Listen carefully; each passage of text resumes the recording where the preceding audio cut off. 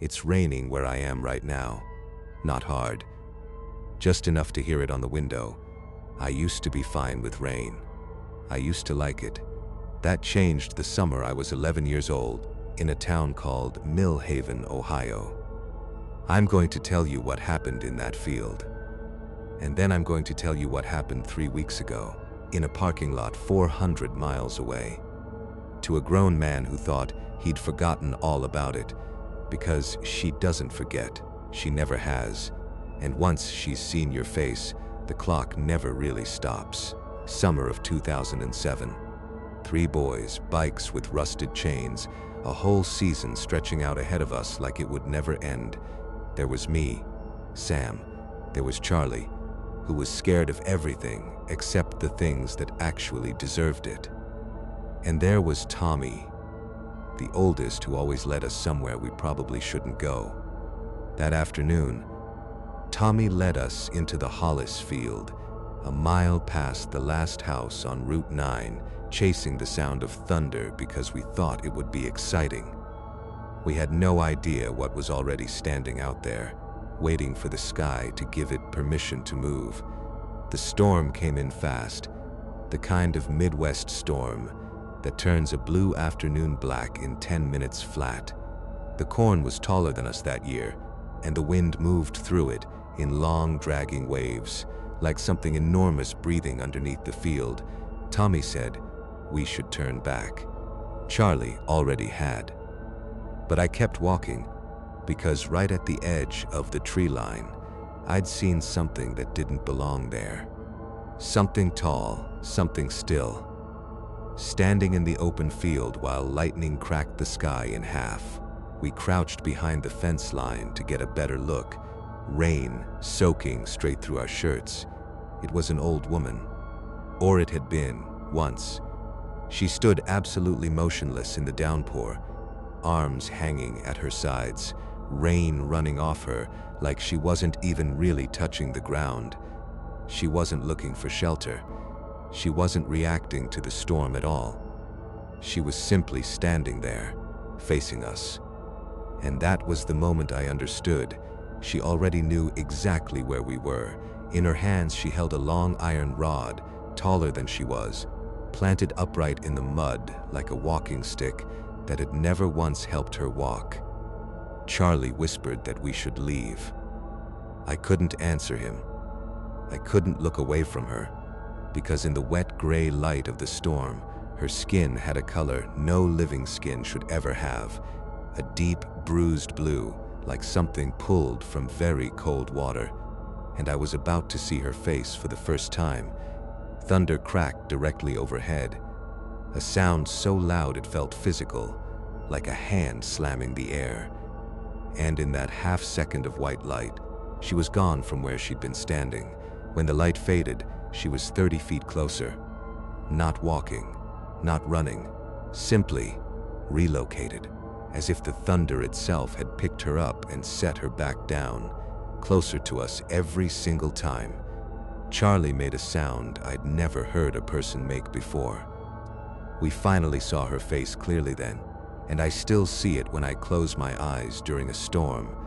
All these years later, her skin was cracked and sunken, pulled tight over bone like old leather left out for a decade. Her eyes were fully white.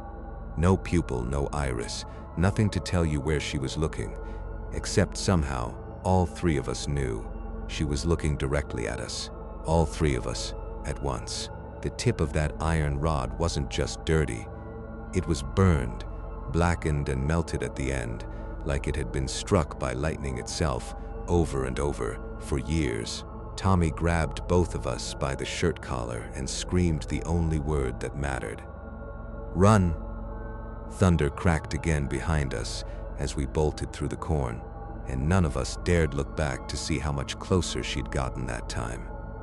We ran the entire mile back to Route 9 without stopping once. Lungs burning, rain blinding us, corn leaves cutting at our arms like paper. When we finally reached Tommy's porch, soaked and shaking, none of the adults believed a word of it. "Just an old farmer," Tommy's dad said. "Storms make kids see things." But storms didn't make three boys see the exact same blue face, the exact same white eyes, the exact same burnt rod. That night, I didn't sleep at all. From that summer forward, I was afraid of storms in a way that other kids simply weren't. Not the thunder itself. Not really. It was the silence right before it. That one held breath of stillness where anything could be standing just outside the window, waiting for permission to move closer. Charlie moved away 2 years later. Tommy and I stayed close through high school. And slowly, the way childhood fears do, mine faded. I told myself it was smoke and imagination, and a summer storm playing tricks on 3 overtired boys. I was wrong about that. 16 years passed. I grew up, moved to the city for work, got an apartment on the 9th floor, a decent job, a life that had nothing to do with cornfields or thunderstorms. I hadn't thought about the Hollis field in years. Genuinely hadn't. Some memories don't fade because you forget them. They fade because something is letting you forget, right up until the moment it decides you're done forgetting. That moment came on a Tuesday night, 3 weeks ago. I was walking back from a late shift when the sky opened up without warning. One of those sudden, violent summer storms that the weather app never saw coming. I ducked under the awning of a closed hardware store to wait it out, checking my phone, half annoyed, thinking about nothing in particular. That's when I noticed the empty lot across the street and the shape standing in the middle of it, motionless in the pouring rain. My first thought was that it was strange for anyone to just stand in a downpour like that, not moving towards shelter at all. My second thought arrived a half-second later, and it emptied my stomach out completely. I knew that posture. I knew the way the arms hung perfectly still at the sides. I knew, before I even let myself think it, exactly what I was looking at. I told myself it was impossible. I told myself I was a grown man standing 16 years and 400 miles away from a cornfield in Ohio. The lightning told me otherwise. A bolt lit up the whole street white for half a second, and in that flash I saw her face, the same blue-gray skin, the same fully white eyes with nothing behind them. 16 years I had gained lines on my own face, gray in my hair, a different city entirely. She had not aged one single day, and in her hand, held upright against the wet concrete, was the same burnt iron rod. I did what any sane person would do. I told myself I was hallucinating, that a bad storm and a long shift were doing something strange to my head. I even laughed quietly at myself, right up until the thunder rolled in a second time. In that instant of white light, she was no longer across the street. She was at the corner of the block, 40 feet closer, facing me directly, the way she had once faced 3 boys in a field who never should have looked at her. I need to tell you something now that I only learned afterward, from an old woman at a diner 3 towns over. The kind of woman who'd lived somewhere long enough to know its oldest, ugliest stories. They call her the storm wife. Decades ago, nobody agrees exactly how many, she was struck by lightning in an open field, and by every account, she should have died there. She didn't. What walked away from that field wasn't entirely her anymore. The lightning left something behind in her, or took something out of her. The old woman at the diner wasn't sure which, and honestly, I'm not sure it matters. What matters is what she does now, every single time a storm rolls in strong enough to wake her. She stands in the open. She waits for eyes to find her, and once a pair of eyes finds hers, truly finds hers, in the middle of a storm, she never ever forgets them. The rule, as the old woman told it, is simple, and it is the reason I am telling you all of this in the first place. She can only move when thunder cracks. Between one boom and the next, she is a statue, frozen wherever she stands. But with every single crack of thunder, she is allowed one step closer to the person who first saw her. No matter how many years have passed, no matter how many miles stand between them, and storms, I would learn, always seem to find their way back to the people she's already marked. Standing under that hardware store awning, 40 feet becoming 30, I finally understood what I was watching. This wasn't a coincidence. This wasn't some stranger caught in bad weather. This was a debt 16 years old, finally coming due. I turned and ran, phone slipping out of my soaked hand, my only thought being distance. Get inside, get behind a locked door, get anywhere with 4 solid walls between us. I made it 2 blocks before I remembered Tommy and pulled out my phone with shaking hands to call him. The one person alive who'd stood in that field beside me and would understand exactly what I was seeing. The call connected on the second ring, but it wasn't Tommy's voice that answered. It was his sister, and she was crying. "Sam," she said before I could speak a single word. "Tommy died in a car accident 2 nights ago, during a storm." I stood frozen on that sidewalk, rain hammering down around me, and understood with total clarity that Tommy hadn't died in an accident at all. He'd simply run out of distance. His debt had come due before mine. Thunder cracked again above the rooftops, and I didn't need to turn around to know she'd taken another step. I could feel it. A pressure at the back of my neck, like something standing directly behind me. I ran anyway. I ran like my life actually depended on outrunning something that never runs at all.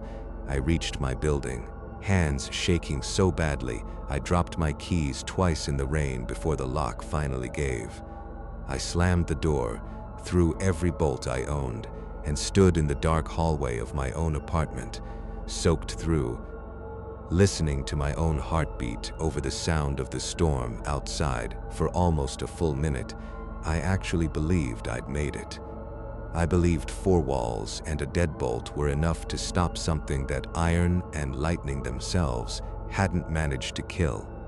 Then the power went out. In the sudden dark, every window in my apartment lit up white as lightning struck somewhere close.